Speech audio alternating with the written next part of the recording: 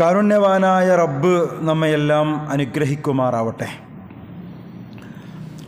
നമ്മൾ ജീവിച്ചുകൊണ്ടിരിക്കുന്ന ഇന്ത്യ രാജ്യത്തെ മറ്റു സംസ്ഥാനങ്ങളെ അപേക്ഷിച്ചുകൊണ്ട് നോക്കുമ്പോൾ നമ്മുടെ കേരളം എന്ന് പറയുന്നത് എല്ലാ രംഗത്തും നല്ല പുരോഗതിയിലാണ് ഉള്ളത്. അത് സാമ്പത്തിക രംഗത്ത് മാത്രമല്ല, സാങ്കേതിക രംഗങ്ങളിലും വിദ്യാഭ്യാസ മേഖലകളിലുമൊക്കെ അങ്ങനെ തന്നെയാണ്. ആ പുരോഗതിയുടെ ഫലങ്ങളും പ്രതിഫലനങ്ങളുമൊക്കെ നമ്മൾ കേരളീയർ മാത്രമല്ല, നമ്മളുമായി ബന്ധപ്പെടുന്ന മറ്റു വിഭാഗങ്ങളും നാട്ടുകാരുമൊക്കെ പല വിധത്തിൽ അനുഭവിച്ചു കൊണ്ടിരിക്കുന്നുമുണ്ട്.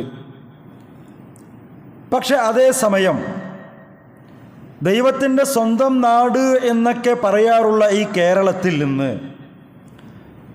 അടുത്തിടെയായി സദാചാര മേഖലകളിൽ നിന്ന് നമ്മൾ കേട്ടുകൊണ്ടിരിക്കുന്ന വാർത്തകളും വർത്തമാനങ്ങളും സംഭവങ്ങളുമൊക്കെ നമ്മളെ വേദനിപ്പിക്കുന്നതും ഞെട്ടിപ്പിക്കുന്നതുമൊക്കെയാണ്. അതിൽ പലതും പത്രമാധ്യമങ്ങളിലൂടെ നമ്മൾ വായിക്കുകയും അറിയുകയും ചെയ്തതൊക്കെയാണ്. അതുകൊണ്ട് തന്നെ ഇത്തരമൊരു മിമ്പറിൽ വെച്ചുകൊണ്ട് അത്തരം കാര്യങ്ങൾ എന്തൊക്കെയെന്ന് വിശദീകരിക്കേണ്ടതിൻ്റെ ആവശ്യമില്ലാത്തത് കൊണ്ടും അതിനു പറ്റിയ ഒരു വേദി അല്ലാത്തത് കൊണ്ടും ഞാൻ അത്തരം സംഭവങ്ങളിലേക്കൊന്നും നിങ്ങളെ ശ്രദ്ധ കൊണ്ടുപോകാൻ ആഗ്രഹിക്കുന്നില്ല. യഥാർത്ഥത്തിൽ ധാർമ്മിക സദാചാര രംഗം പരിശോധിക്കുമ്പോൾ അക്ഷരാർത്ഥത്തിൽ തലതാഴ്ത്തി നടക്കേണ്ടുന്നൊരവസ്ഥയാണ് ഇപ്പോൾ നമ്മുടെ നാട്ടിൽ അഥവാ നമ്മുടെ കേരളത്തിലുള്ളത്. പ്രത്യേകിച്ചും അല്പം മുമ്പ് കേരളത്തിൻ്റെ മനസ്സാക്ഷിയെ ഞെട്ടിച്ച ഒരു കേസിൽ വിധി പറഞ്ഞ ശേഷം ഹൈക്കോടതി ജഡ്ജി പറഞ്ഞൊരു വാക്കുണ്ട്, ചോദ്യമുണ്ട്. അദ്ദേഹം ചോദിച്ചത് അധർമ്മം ധർമ്മത്തെ ജയിച്ചടക്കിക്കൊണ്ടിരിക്കുകയാണോ എന്നാണ്. അധർമ്മം ധർമ്മത്തെ ജയിച്ചടക്കിക്കൊണ്ടിരിക്കുകയാണോ എന്നാണ് ഒരു വിധി പറച്ചലിന് ശേഷം ഹൈക്കോടതി ജഡ്ജി മാധ്യമങ്ങളോട് ചോദിച്ചത്. പ്രിയമുള്ളവരെ, നമ്മൾ മനസ്സിലാക്കേണ്ടത് യഥാർത്ഥത്തിൽ ദൈവിക കൽപ്പനകളും നിയമങ്ങളും അവഗണിക്കുമ്പോഴാണ് മനുഷ്യൻ അധർമ്മത്തിലേക്കും വൃത്തികേടിലേക്കുമൊക്കെ വഴിമാറിപ്പോകുന്നത് എന്നല്ല. ചില സമയത്ത് മൃഗങ്ങളെക്കാൾ അധപ്പതിച്ചു പോകുന്നതും അത്തരം സാഹചര്യങ്ങളിലാണ്. അല്ലാഹു സുബ്ഹാനഹു വ തആല പറഞ്ഞൊരു വർത്തമാനം, വലഖദ് ദറഅനാ ലി ജഹന്നമ കസീറൻ മിനൽ ജിന്നി വൽ ഇൻസ്, മനുഷ്യരിൽ നിന്ന് ജിന്നുകളിൽ നിന്നൊക്കെ ചില വിഭാഗത്തെ ഞാൻ നരകത്തിൻ്റെ വിറകാകണമെന്ന് ഇപ്പോഴേ തീരുമാനിച്ചു വെച്ചിട്ടുണ്ട്. എന്താ അവരുടെ പ്രത്യേകത? ലഹും ഖുലൂബുൻ ലാ യഫ്ഖഹൂന ബിഹാ വലഹും അഅ്യുനുൻ ലാ യുബ്സിറൂന ബിഹാ വലഹും ആദാനുൻ ലാ യസ്മഊന ബിഹാ. അവർക്ക് കണ്ണും ചെവിയും സംസാരശേഷിയും ബുദ്ധിശേഷിയും ഒക്കെയുണ്ട്. പക്ഷേ അവർ ആ കണ്ണുകൊണ്ട് കാണേണ്ടതിനെ കാണുന്നില്ല, സംസാരിക്കേണ്ടത് അവർ സംസാരിക്കുന്നില്ല, കേൾക്കേണ്ടതിന് അവർ കേൾക്കുന്നില്ല. എന്നിട്ടോ ഉലായിക കൽ അൻആം ബൽ ഹും അദൽ, അവർ മൃഗങ്ങളെപ്പോലെയാണ് എന്നല്ല, മൃഗങ്ങളെക്കാൾ അധപ്പതിച്ചവരാണ് എന്ന് അള്ള പറഞ്ഞത്. ശരീരത്തിലെ എല്ലാ അവയവങ്ങളും അള്ള തന്നിട്ടും അതുകൊണ്ട് കാണേണ്ടത് കാണാൻ കഴിയാത്ത, ചിന്തിക്കേണ്ടത് ചിന്തിക്കാൻ കഴിയാത്ത, പറയേണ്ടത് പറയാൻ കഴിയാത്ത, കേൾക്കേണ്ടത് കേൾക്കാൻ കഴിയാത്ത എന്ന് പറഞ്ഞാൽ അതിനൊക്കെ വിരുദ്ധമായി അതിനുപയോഗിച്ചു കൊണ്ടിരിക്കുന്ന ആളുകളെക്കുറിച്ചാണ് അല്ല പറഞ്ഞത്. അവരുടെ പ്രവർത്തനങ്ങളൊക്കെ എങ്ങനെ വരും? മൃഗങ്ങളെപ്പോലെയാകും. അല്ല, മൃഗങ്ങളെക്കാൾ അധപ്പതിച്ചവരായിട്ട് മാറും എന്ന് അല്ല പറഞ്ഞത് അത്തരം വിഭാഗങ്ങളെക്കുറിച്ചാണ്. ഞാൻ പറഞ്ഞു വരുന്നത്, പ്രിയമുള്ളവരെ, ധർമ്മങ്ങളും മൂല്യങ്ങളുമൊക്കെ എല്ലായിടത്തു നിന്നും ഇല്ലാതായിക്കൊണ്ടിരിക്കുന്ന ഒരു കാലഘട്ടത്തിലൂടെയാണ് നമ്മൾ ജീവിച്ചു കൊണ്ടിരിക്കുന്നത്. നമ്മൾ ജീവിച്ചു കൊണ്ടിരിക്കുന്ന പുതിയ കാലഘട്ടത്തിലെ സംവിധാനങ്ങൾ, പുതിയ മാധ്യമങ്ങൾ അശ്ലീലതകളും വൃത്തികേടുകളും പ്രചരിപ്പിച്ചു കൊണ്ടിരിക്കുന്ന ഒരു കാലം കൂടിയാണ്.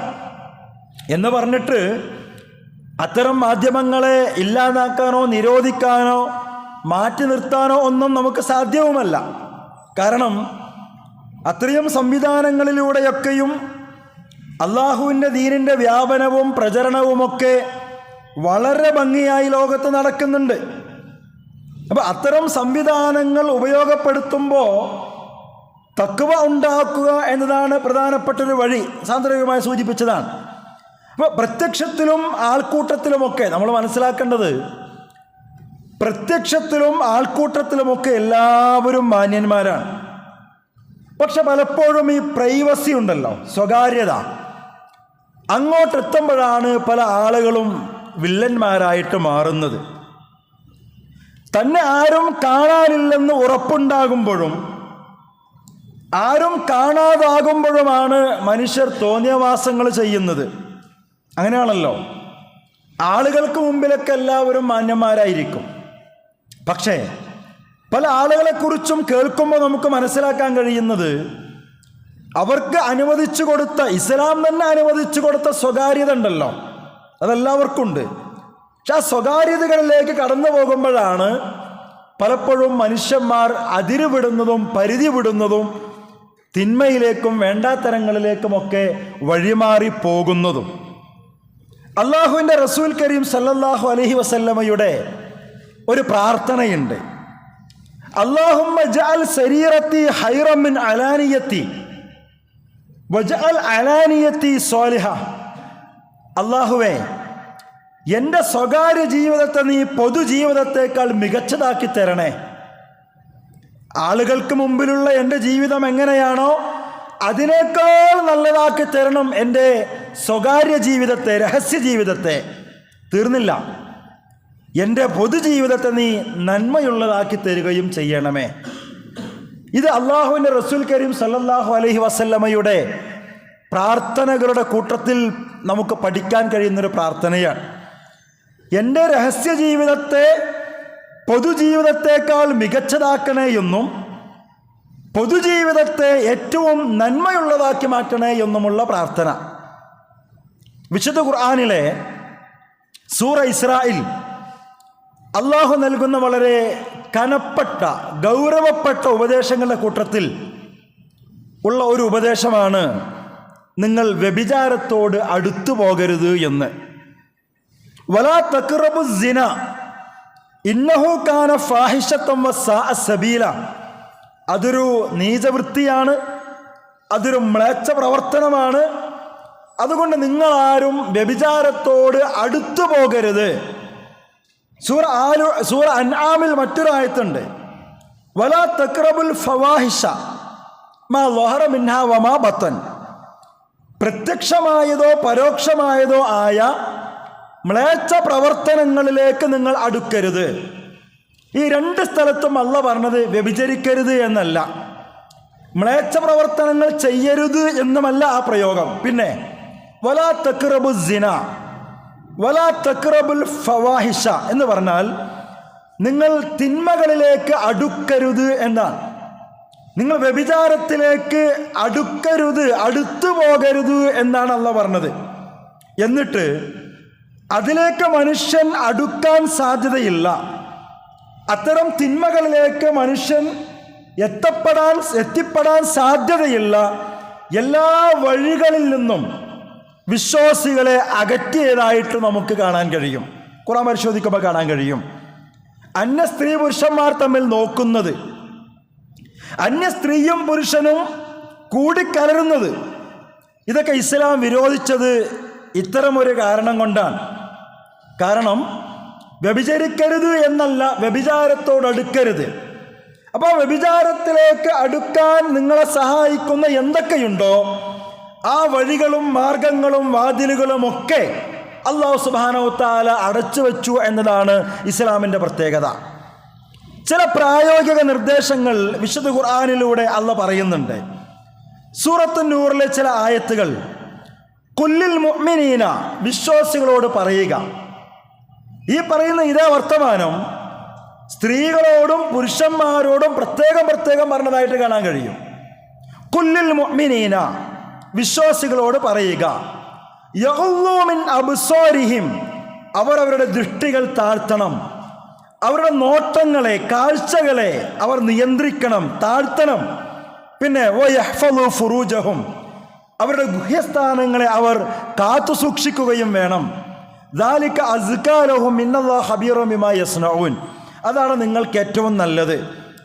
നിങ്ങൾ നിർമ്മിച്ചു കൊണ്ടിരിക്കുന്നതൊക്കെയും നിങ്ങൾ പ്രവർത്തിച്ചു കൊണ്ടിരിക്കുന്നതൊക്കെയും അല്ലാഹ് അറിയുന്നുണ്ട് എന്ന് പറഞ്ഞിട്ടാണ് ആയത്ത് അവസാനിക്കുന്നത്. നോക്കൂ, നിങ്ങൾ 2 നിർദ്ദേശങ്ങളാണ് വിശ്വാസികളെ വിളിച്ച് അല്ലാഹ് പറയണത്. എന്തിന്? വ്യഭിചാരത്തിലേക്കുള്ള വഴി അടച്ചു വെക്കാൻ, അങ്ങോട്ട് മനുഷ്യൻ എത്താതിരിക്കാൻ, ആ വഴിയിലേക്ക് തന്നെ എത്താതിരിക്കാൻ. ഒന്നാമത്തെ നിർദ്ദേശം എന്താ? നിങ്ങൾ ദൃഷ്ടികൾ താഴ്ത്തണം എന്നാണ്. കണ്ണ് മുഴുവൻ പൂട്ടിവെക്കണം എന്നല്ല പറഞ്ഞത്. അത് പ്രയാസമാണ് ജീവിതത്തിൽ.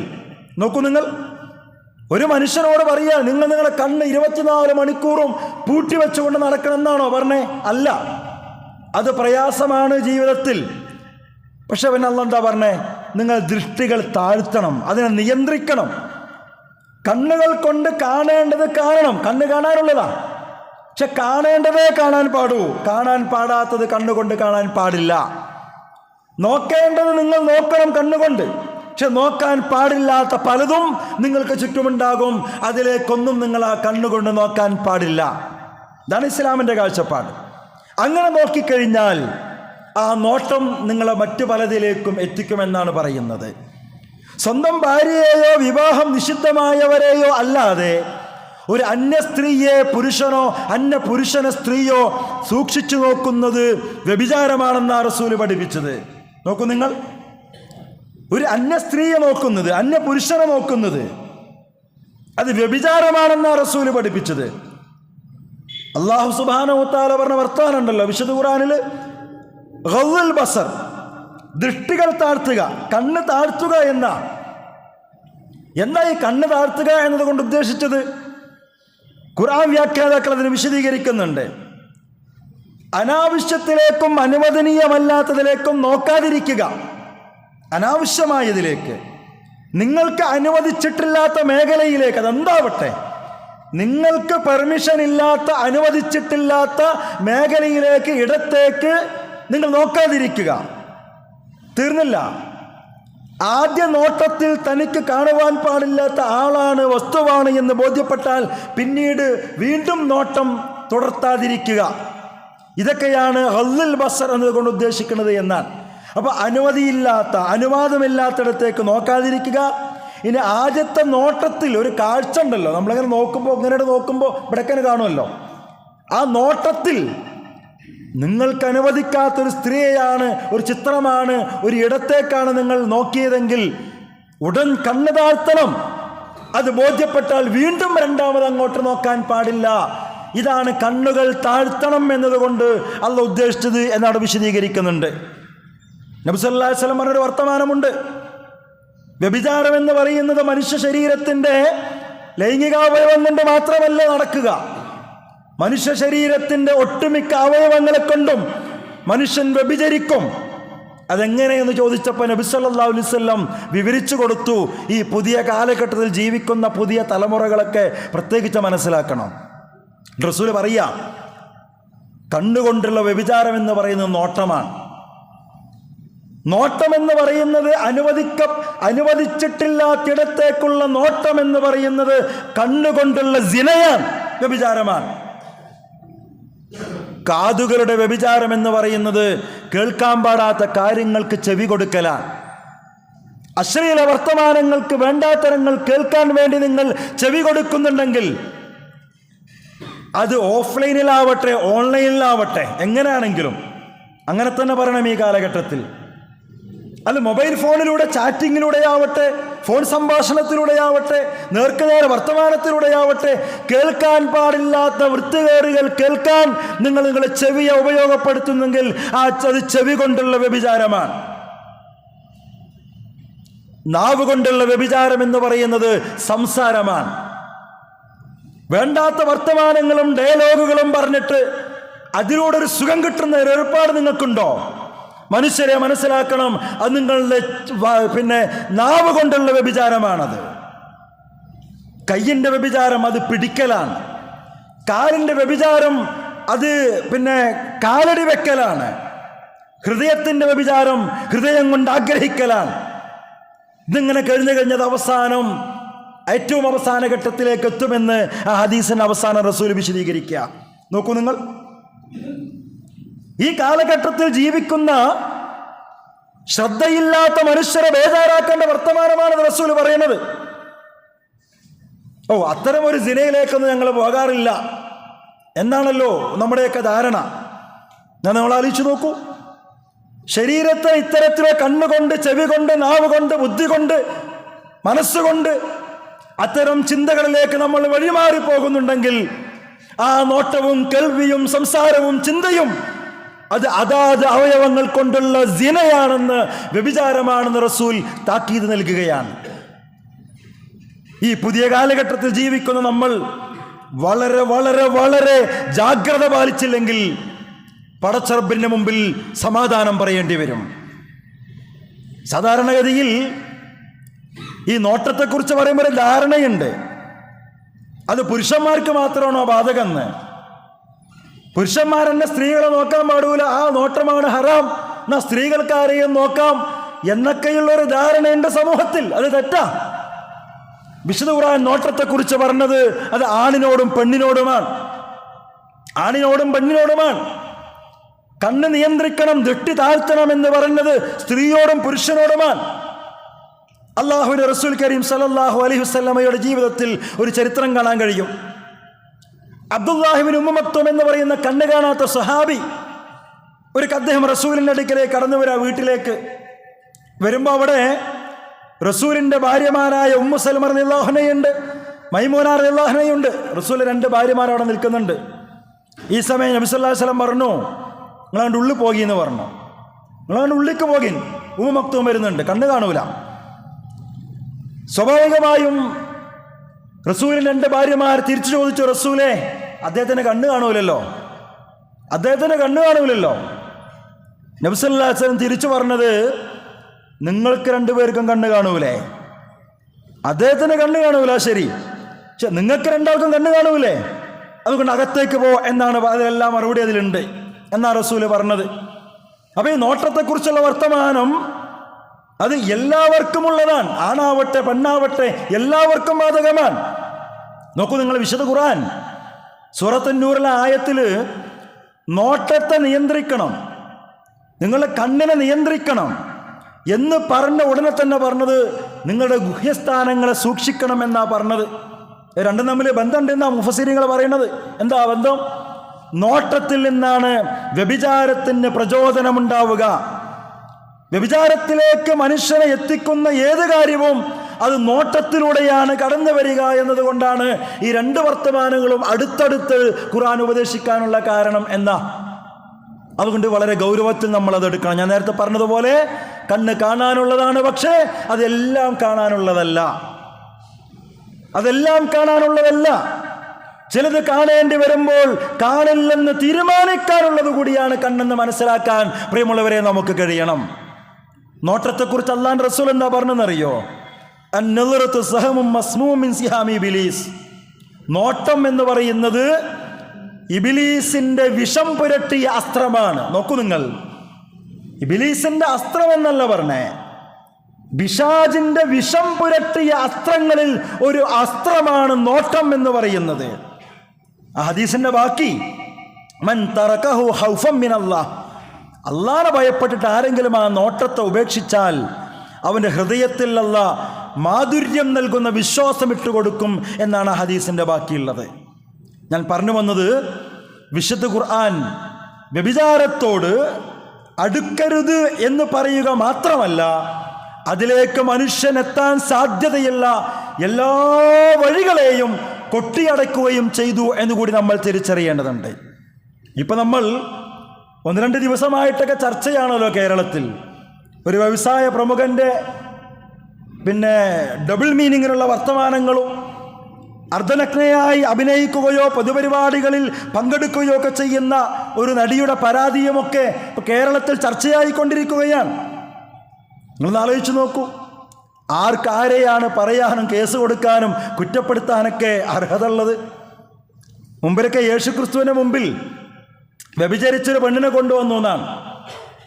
വ്യഭിചാരത്തിന് വിധേയായ സ്ത്രീയെ കൊണ്ടുവന്നിട്ട് യേശുക്രിസ്തുവിനോട് ആളുകൾ പറഞ്ഞത്രേ അവളെ എറിഞ്ഞു കൊല്ലണം. എറിഞ്ഞു കൊല്ലാൻ വേണ്ടി ആളുകളെ ആക്രോശിക്കുകയാണ്. ഈ സമയം യേശു തല താഴ്ത്തി അങ്ങനെ എന്തോ നിലത്ത് വരച്ചുകൊണ്ടിരുന്നു എന്നാ. വീണ്ടും ആളുകൾ ഈ പെണ്ണിനെ എറിഞ്ഞു കൊല്ലാൻ വേണ്ടി ഇങ്ങനെ മുറവിളി കൂട്ടിയപ്പോൾ തല പൊക്കിയിട്ട് യേശു പറഞ്ഞൊരു ഡയലോഗുണ്ട്, പാപം ചെയ്യാത്തവർ കല്ലെറിയട്ടെ. നിങ്ങളെ കൂട്ടത്തിൽ പാപം ചെയ്യാത്തവരുണ്ടെങ്കിൽ എറിഞ്ഞു കൊന്നോളി, അതാണ് ശിക്ഷ. വീണ്ടും മൂപ്പര് നിലത്ത് നോക്കി എന്തൊക്കെ വരക്കാൻ തുടങ്ങിയെന്നാ. കുറച്ച് കഴിഞ്ഞ് തലപൊക്കി നോക്കുമ്പോൾ ഒരു മനുഷ്യനും അവിടെ അല്ല. ബൈബിളുമായി ബന്ധപ്പെട്ട പരാമർശം വായിക്കുമ്പോൾ കാണാൻ കഴിയും, ആ വ്യഭിചരിച്ച പെണ്ണിനെ എറിഞ്ഞു കൊല്ലണമെന്ന് പറഞ്ഞു വന്നവരുടെ കൂട്ടത്തിൽ അവളുമായി തെറ്റ് ചെയ്തവർ പോലും ഉണ്ടായിരുന്നു എന്നാണ്. അവസാനം യേശു തലപൊക്കി നോക്കുമ്പോൾ ആരുമില്ല, പെണ്ണും യേശു മാത്രമേ ഉള്ളൂ. നീ പൊയ്ക്കോന്ന് പറഞ്ഞു വിട്ടയച്ചു എന്നാ പറഞ്ഞേ. അപ്പോൾ ഞാൻ പറയുന്നത്, ഇപ്പോൾ വലിയ ചർച്ചയാണല്ലോ കേരളത്തിൽ മാധ്യമങ്ങളിലൊക്കെ. ആരും ആരെയും ന്യായീകരിക്കൊന്നും വേണ്ട, നാവ് നിയന്ത്രിക്കണം. ഇത് എന്തും തുറന്നു പറയാനുള്ള ലൈസൻസ് അല്ല, അത് ആരാണെങ്കിലും നിയന്ത്രിക്കണം. അതേസമയം സഹോദരിമാരും സ്ത്രീകളും ശ്രദ്ധിക്കണം. സിനിമാ മേഖലയിൽ നിന്ന് വരെ ഒരുപാട് വാർത്തകൾ നമ്മൾ കേട്ടു, അനുഭവിക്കേണ്ടി വന്ന പ്രയാസങ്ങളെക്കുറിച്ച്. എന്നിട്ടും ആർക്കും അതൊരു പാഠമാകുന്നില്ല. വസ്ത്രധാരണത്തിൻ്റെ കാര്യത്തിലും എങ്ങനെയാണെങ്കിലും ഒരു ഭാഗത്ത് അനിയന്ത്രിതമായ സംസാരങ്ങൾ, വർത്തമാനങ്ങൾ, മറുഭാഗത്ത് എല്ലാ തരത്തിലുമുള്ള സഭ്യതയും വലിച്ചെറിഞ്ഞിട്ടുള്ള വസ്ത്രധാരണ രീതികളും. അതവിടെ നിൽക്കട്ടെ, നമ്മുടെ കാര്യം ആലോചിച്ച് നോക്കിയേ. ശരിക്കും സമൂഹത്തിലുണ്ടാകുന്ന ഇത്തരത്തിലുള്ള സദാചാര തകർച്ചയിൽ എനിക്കും നിങ്ങൾക്കൊക്കെ പങ്കില്ലേ? ശരിക്കും രക്ഷിതാക്കൾ എന്ന് പറയുന്ന നമുക്കുമില്ലേ പങ്ക്? നമ്മൾ ആലോചിച്ച് നോക്കൂ. നമ്മൾ നമ്മുടെ കുടുംബത്തിലെ മക്കൾക്ക് പോലും വാങ്ങിക്കൊടുക്കുന്ന, ഭാര്യമാർക്ക് വാങ്ങിക്കൊടുക്കുന്ന വസ്ത്രങ്ങൾ, അതിൻ്റെ മോഡലുകൾ, അതിൻ്റെ രൂപങ്ങൾ, സംവിധാനങ്ങൾ, അതൊക്കെ എങ്ങനെയുള്ളതാ? നിങ്ങളൊന്ന് ആലോചിച്ച് നോക്കിയേ. എല്ലാം കൊണ്ടും ലജ്ജാശീലം നഷ്ടപ്പെട്ടുകൊണ്ടിരിക്കുന്ന ഒരു തലമുറയാണ്. ഇസ്ലാം മുന്നോട്ട് വെക്കുന്നൊരു അടിസ്ഥാന സ്വഭാവ ഗുണമാണ് ലജ്ജ എന്ന് പറയുന്നത്. പക്ഷെ ആ ലജ്ജ ഇല്ലാതായാൽ അത് മനുഷ്യനെ തിന്മകളിൽ നിന്ന് തിന്മകളിലേക്ക് ഇങ്ങനെ എടുത്തെറിയുമെന്നാണ് പറയണത്. ലജ്ജ ഇല്ലാതാകുമ്പോൾ അത് അവൻ്റെ നോട്ടം, സംസാരം, കേൾവി, നടത്തം, വസ്ത്രധാരണം, ഇതിനൊക്കെ ബാധിക്കും. എന്തില്ലെങ്കിൽ? ലജ്ജയില്ലെങ്കിൽ. ഞാൻ പറഞ്ഞത്, വിശുദ്ധ ഖുർആൻ എല്ലാ അർത്ഥത്തിലും ചില വാതിലുകൾ നമ്മുടെ മുമ്പിൽ അടച്ചു വെക്കുകയാണ്. പക്ഷെ പലപ്പോഴും നമ്മൾ പോലും അതിൽ പ്രതികളല്ലേ എന്ന് ഇത്തരം ചില വിഷയങ്ങൾ വെച്ച് ആലോചിച്ച് നോക്കൂ. ദീനീയപരമായി നടക്കുന്നവർ എന്ന് പറയുന്ന സഹോദരിമാർ പോലും ഇപ്പോൾ ഔറത്തെ കണ്ട് കയറി വരികയാണ്. ഇത് പറഞ്ഞ എല്ലാവർക്കും ഒന്നും ഇഷ്ടപ്പെടൂല, പക്ഷെ പറയണല്ലോ. ഒരുപക്ഷെ നമ്മുടെ പോലും ഇണകൾ അങ്ങനെയായി മാറിക്കൊണ്ടിരിക്കുക. ഞാൻ നിങ്ങളോടും ചോദിക്കുക, അല്ലാഹുവിന്റെ റസൂൽ പഠിപ്പിച്ച ഔറത്ത്, സ്ത്രീകൾ ഔറത്ത് ഏതാ? മുഖവും മുൻകൈയും ഒഴുക ബാക്കിയുള്ള ഭാഗങ്ങളാ.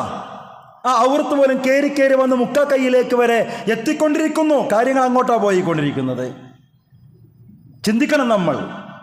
സമൂഹത്തിൽ നടക്കുന്ന പല സദാചാര തകർച്ചയിലും വിശ്വാസികൾ എന്ന് പറയുന്ന എനിക്കും നിങ്ങൾക്കും കാര്യമായ പങ്കില്ലേ എന്ന് നമ്മൾ ഗൗരവത്തോടെ ആലോചിക്കണം. ഒരിക്കൽ അബൂബക്കർ റളിയല്ലാഹുവിന്റെ മകൾ അസ്മാ റളിയല്ലാഹു അൻഹ നേരിയ വസ്ത്രം ധരിച്ചുകൊണ്ട് റസൂലിന്റെ മുമ്പിൽ വന്നു. റസൂൽ തിരിഞ്ഞു നിന്നിട്ട്, അത് ഇഷ്ടപ്പെടാത്ത വിധം തിരിഞ്ഞു നിന്നു. എന്നിട്ട് തൻ്റെ മുഖവും മുൻകൈയും കാണിച്ചു കൊടുത്തിട്ട് പറഞ്ഞു, റസൂൽ പറയുകയാണ്, അസ്മാ, ഒരു പെണ്ണ് പ്രായപൂർത്തിയായാൽ ഇതുമല്ലാതെ മറ്റൊരു ഭാഗവും പുറത്തു കാണിക്കാൻ പാടില്ല. ഇതൊക്കെ നമ്മൾ എവിടെ മാറ്റിവെച്ചത്?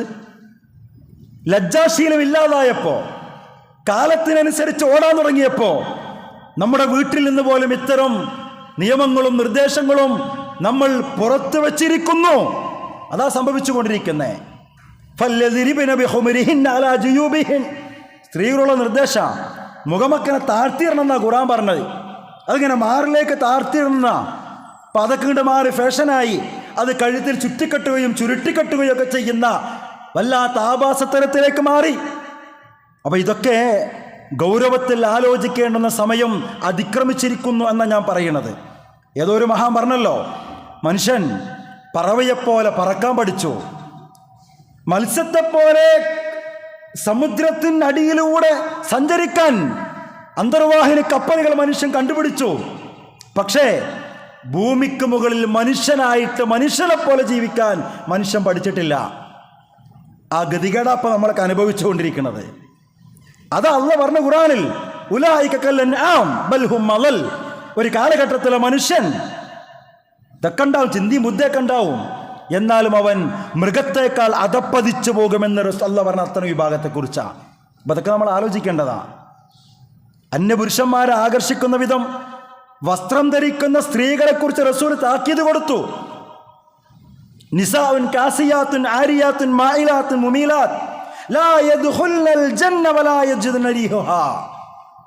സ്വർഗത്തിന്റെ മണം എത്ര കിലോമീറ്റർ അപ്പുറം അടിച്ചു വീശുന്ന ആ മണം പോലും കിട്ടൂല ഒരു വിഭാഗം സ്ത്രീകൾക്ക്. ആരാ? അവർ വസ്ത്രം ധരിച്ചിട്ടുണ്ട്, പക്ഷെ ധരിക്കാത്തതിന് തുല്യ.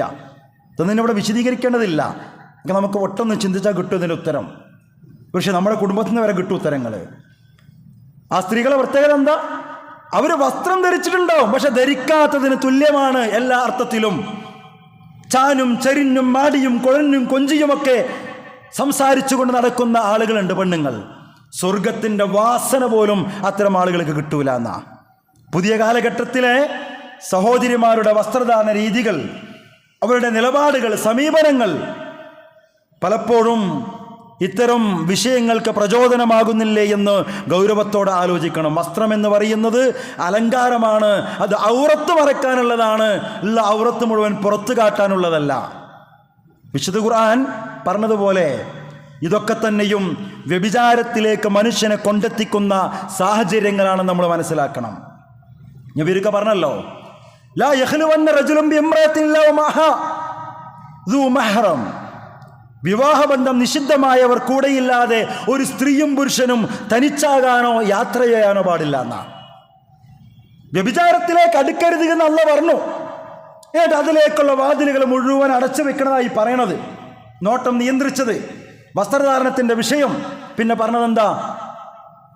വിവാഹബന്ധം നിഷിദ്ധമായവർ കൂടെയില്ലാതെ ഒരു സ്ത്രീയും പുരുഷനും ഒന്നിച്ച് യാത്ര ചെയ്യാനോ തനിച്ചാകാനോ പാടില്ല. അങ്ങനെയാണെങ്കിൽ അവിടെ മൂന്നാമതായിട്ട് പിശാജ് ഉണ്ടാകുന്ന പറഞ്ഞേ. മൂന്നാമതായിട്ട് അവിടെ പിശാജ് വരുന്ന. എന്താ സംശയം?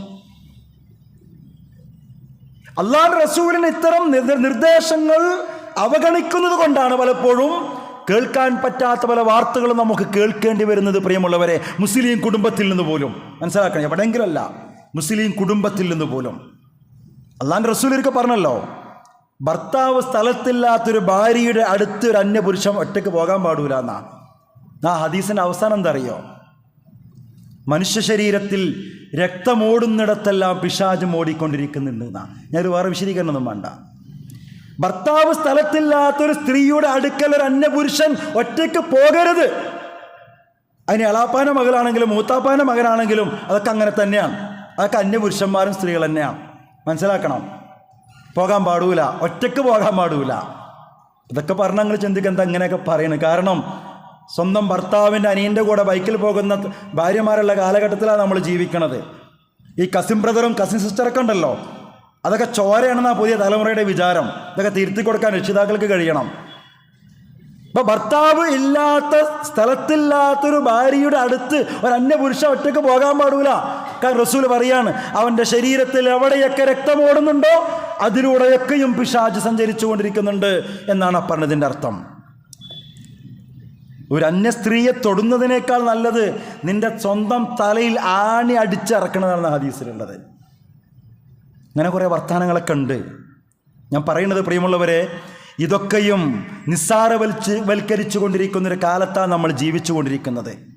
ഞാൻ മുമ്പൊരിക്കൽ പറഞ്ഞതുപോലെ തൊടലും കൈകൊടുക്കലും ഒപ്പമിരിക്കലും ഇതൊക്കെയും ആൺപെൺ സൗഹൃദങ്ങളൊക്കെ അതൊന്നൊരു കുഴപ്പവുമില്ല എന്ന തരത്തിലേക്ക് കാര്യങ്ങൾ പോയിക്കൊണ്ടിരിക്കുന്ന ഒരു കാലത്താണ് നമ്മളൊക്കെ ജീവിച്ചു കൊണ്ടിരിക്കുന്നത്. അതുപോലെ അല്ലാഹുവിന്റെ റസൂൽ പറഞ്ഞ മറ്റൊരു വർത്തമാനം കൂടിയുണ്ട്. ചില ധാരണകൾ നമ്മൾ തിരുത്തണം. ലാ യൻദുറു റജുലു ഇലാ ഔറത്തി റജുൽ. ഒരു ആണും ഒരു ആണിൻ്റെ ഔറത്ത് നോക്കാൻ പാടില്ല. ഒരു സ്ത്രീയും ഒരു സ്ത്രീയുടെ ഔറത്ത് നോക്കാൻ പാടൂല. ഒരു ആണും ഒരൊറ്റ പുതപ്പിൻ്റെ ഉള്ളിൽ കിടക്കാൻ പാടൂല. റസൂൽ പറഞ്ഞതാ. നമ്മളൊക്കെ വിചാരം എന്താ? അന്യ സ്ത്രീകൾ പോലെ പുരുഷന്മാർ നമ്മൾ ഔറത്ത് വിളിയാക്കാൻ പാടില്ല. അതിൽ നമ്മൾ മനസ്സിലാക്കിയിട്ടുള്ളത് ആണുങ്ങളും നമ്മൾ ഔറത്ത് കാണുന്ന പോലെ പ്രശ്നമുണ്ടെന്ന് മനസ്സിലാക്കിയിട്ടുണ്ടോ? നമ്മൾ പലരും അങ്ങനെ മനസ്സിലാക്കിയിട്ടില്ല. അല്ലാഹുവിന്റെ റസൂൽ പറഞ്ഞത് ഒരു പുരുഷനും ഒരു പുരുഷന്റെ മുമ്പിൽ അവൻ്റെ ഔറത്ത് ഒളിവാക്കരുത്. ഒരു സ്ത്രീയും ഒരു സ്ത്രീക്ക് മുമ്പിലും അവൾ ഔറത്ത് ഒളിവാക്കരുത്. ഞാൻ പറഞ്ഞു വരുന്നത്, ഇതൊക്കെ നിസ്സാരമെന്ന് തോന്നുമെങ്കിൽ പോലും വളരെ വളരെ ഗൗരവത്തോടുകൂടി ഇസ്ലാം മുന്നോട്ട് വെക്കുന്ന ചില നിർദ്ദേശങ്ങളാണ്. എന്തിന്? അത്തരം ചില സാഹചര്യങ്ങളിലേക്ക് മനുഷ്യ സമൂഹം എത്താതിരിക്കാൻ വേണ്ടിയിട്ടാണ്. ഇതൊക്കെ നമ്മൾ അവഗണിക്കുമ്പോഴാണ് പ്രിയമുള്ളവരെ സമൂഹത്തിൽ നിന്ന് കേൾക്കാൻ ഇഷ്ടപ്പെടാത്ത വാർത്തകൾ നമുക്ക് കേൾക്കേണ്ടി വരുന്നത്. ഞാൻ പറഞ്ഞു വരുന്നത്, ഈ പുതിയ കാലഘട്ടത്തിൽ ഇത്തരത്തിലുള്ള ധാർമ്മിക സദാചാര രംഗത്തെ തകർച്ചകളെക്കുറിച്ച് നമ്മൾ കേൾക്കുമ്പോഴും പറയുമ്പോഴും ദീനീപരമായി മതപരമായി നമ്മൾ ഓരോരുത്തരും ശ്രദ്ധിക്കുക എന്നതാണ് പ്രധാനം. വീടിൻ്റെ മേലാധികാരം പുരുഷന്മാർക്കാണ്. ആ അധികാരമുള്ള പുരുഷന്മാർ അവർക്ക് ഈറത്ത് വേണമെന്നാണ് ഇസ്ലാം പറയുന്നത്. ഈറത്ത് എന്നൊരു പ്രയോഗം ഹദീസിൽ കാണാൻ കഴിയും. ഈറത്ത് എന്താ? ഈറത്ത് എന്ന് പറഞ്ഞാൽ അറിയോ? നല്ല കാര്യങ്ങൾക്ക് വേണ്ടിയുള്ള ദേഷ്യത്തിനാണ് ആ വാക്ക് പ്രയോഗിക്കുക. നല്ല കാര്യങ്ങൾക്ക് വേണ്ടിയുള്ള ദേഷ്യം. തൻ്റെ വീട്ടുകാർ ഹറാമായ വസ്ത്രം വാങ്ങുമ്പോഴും ഹറാമായ വസ്ത്രം ധരിക്കുമ്പോഴും വീട്ടുകാർ അനാവശ്യമായി പുറത്തിറങ്ങുമ്പോഴും അവരോട് കൃത്യമായ രോഷം പ്രകടിപ്പിക്കാൻ പുരുഷന്മാർക്ക് കഴിയണം എന്നാണ് ഈ പറഞ്ഞത്. അത് അള്ളാഹുവിൻ്റെ റസൂൽ നിർദ്ദേശിച്ചതാ.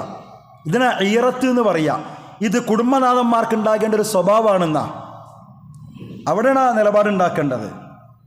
ഇഷ്ടപ്പെടാത്ത വസ്ത്രം, ഇഷ്ടപ്പെടാത്ത വസ്ത്രം പെണ്ണുങ്ങൾ വാങ്ങിച്ചു കൊണ്ടുവരുമ്പോൾ, അതിനുവേണ്ടി വാശി പിടിക്കുമ്പോൾ, ആ കൾച്ചറിലേക്ക് മാറുമ്പോൾ അവിടെ നിലപാടെടുക്കാൻ കഴിയണം. വേണ്ടി വന്നാൽ അവിടെ ദേഷ്യപ്പെടാൻ കഴിയണം എന്നാണ് ഈ പറഞ്ഞതിൻ്റെ അർത്ഥം.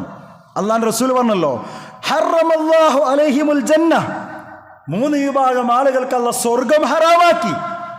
3 വിഭാഗത്തിനുള്ള സ്വർഗം ഹറാമാക്കി. ഒന്നാമത്തെ വിഭാഗം മദ്യപാനികളാ, സ്വർഗം കിട്ടൂല. രണ്ടാമത്തെ വിഭാഗം മാതാപിതാക്കളെ ഉപദ്രവിക്കുന്നവരാ. മൂന്നാമത്തെ വിഭാഗം കൂട്ടിക്കൊടുപ്പുകാരെന്നാണ് അതിന് പറയാ, കൂട്ടിക്കൊടുപ്പുകാർ. അപ്പോൾ ചോദിച്ചു, ആരാ ഈ കൂട്ടിക്കൊടുപ്പുകാർ? മറ്റേ രണ്ടും മനസ്സിലായി.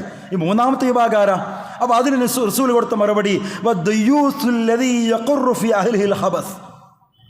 തൻ്റെ വീട്ടിലെ തിന്മകൾക്ക് മൗനാനുവാദം നൽകി എതിർക്കാതെ നിൽക്കുന്ന കുടുംബനാഥൻ എന്നാണ് അതിന് കൊടുത്ത മറുപടി. നോക്കൂ നിങ്ങൾ, ഹറാമോ ഹലാലും നോക്കാതെ കുടുംബത്തിൻ്റെ എല്ലാ തോന്നിയാവാസങ്ങൾക്കും കൂട്ടുനിൽക്കുന്ന കുടുംബനാഥൻ എന്നാണ് ഈ പറഞ്ഞതിനർത്ഥം. അവൻക്ക് സ്വർഗ ഹറാമാണെന്ന് നിസ്സാര കാര്യമല്ല ഈ പറഞ്ഞത്.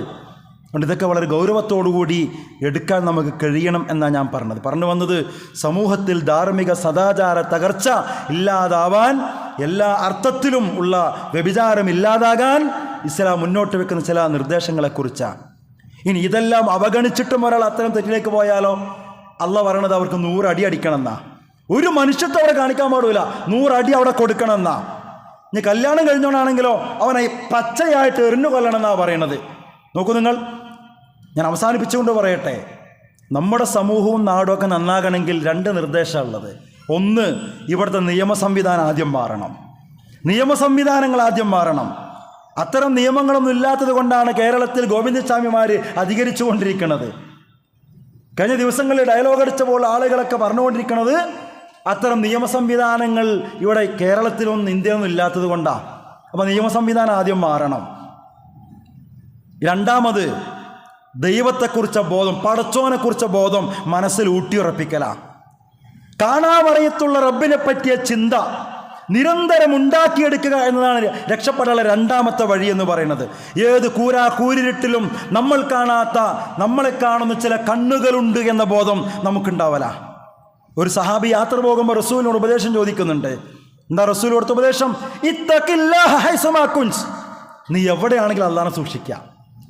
യാത്ര പോകുമ്പോൾ, ടൂറ് പോകുമ്പോൾ ഉപദേശം ചോദിച്ചപ്പോൾ റസൂൽ കൊടുത്ത ഉപദേശം, നീ എവിടെയാണെങ്കിലും അല്ലാഹനെ സൂക്ഷിക്കുക എന്നാണ്. അതുകൊണ്ട് സഹോദരന്മാരെ, സഹോദരിമാരെ, ഇത്തരം വൃത്തികേടുകൾ നമ്മുടെ സമൂഹത്തിൽ ഇല്ലാതാവാൻ നമ്മൾ ദീനിൻ്റെ കൽപ്പനകൾ പാലിക്കുക. മറ്റുള്ളവർക്ക് മനസ്സിന് ഇളക്കം തട്ടുന്ന വിധം എൻ്റെ കുടുംബം ആരോടും പെരുമാറില്ല. എൻ്റെ കുടുംബത്തിലെ ആരും മറ്റുള്ളവരുടെ വികാരത്തെ വ്രണപ്പെടുത്തുന്ന, ഇക്കിളിപ്പെടുത്തുന്ന രൂപത്തിലുള്ള വസ്ത്രധാരണം ചെയ്യില്ല എന്ന് തീരുമാനിക്കാൻ, ഉറപ്പിക്കാൻ നമുക്ക് കഴിയണം, സാധിക്കണം. അള്ളാഹു നമ്മെ അനുഗ്രഹിക്കുമാറാവട്ടെ.